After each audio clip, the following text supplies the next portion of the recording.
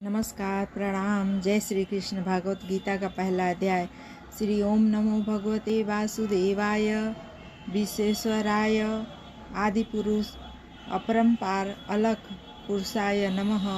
जगत बंतु ज्योति स्वरूप जीव का जानन हार। श्री भगवान जी ने अर्जुन को गीता ज्ञान से मुझको ये भय भंजन भगवान जी को किशोरादास मांगता है। हे प्रभु हे प्रभु भक्त पुराण ब्रह्मा को पाते हैं। हे प्रभु आपकी शरण में पड़ा हूँ। किशोर दास और कृष्णदास अति दीन गरीब हैं।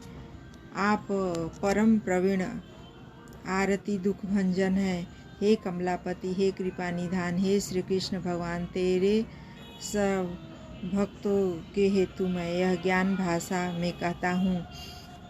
जब कौरव और पांडव महाभारत के युद्ध को चले, जब राजा धृतराष्ट्र ने कहा मैं युद्ध को देखने चलूँगा, तब श्री व्यास जी ने कहा, हे राजन, नेत्र के बिना क्या देखोगे।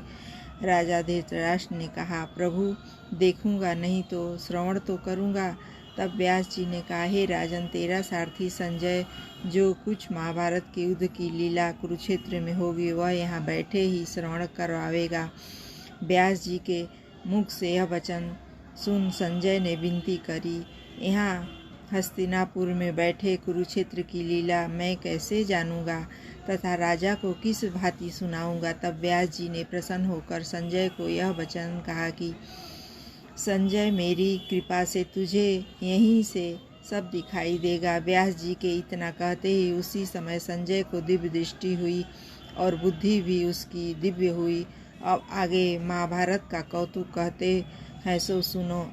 7 अक्षौहिणी सेना पांडव की और 11 अक्षौहिणी सेना कौरव की, सब दोनों सेना कुरुक्षेत्र में जाकर एकत्र हुई। आकाश और पृथ्वी गूंज उठे और धृतराष्ट्र के पुत्रों के हृदय काँप उठे। राजन अर्जुन ने कौरवों को युद्ध के लिए प्रस्तुत देखकर धनुष उठाकर श्री कृष्ण से कहा, हे अच्युत, मेरा रथ दोनों सेनाओं के बीच में खड़ा कर दीजिए, जिससे मैं युद्ध करने वालों को देखूंगा। जय श्री कृष्ण। आज बस इतना ही। जय श्री कृष्ण। ओम नमो भगवते वासुदेवाय।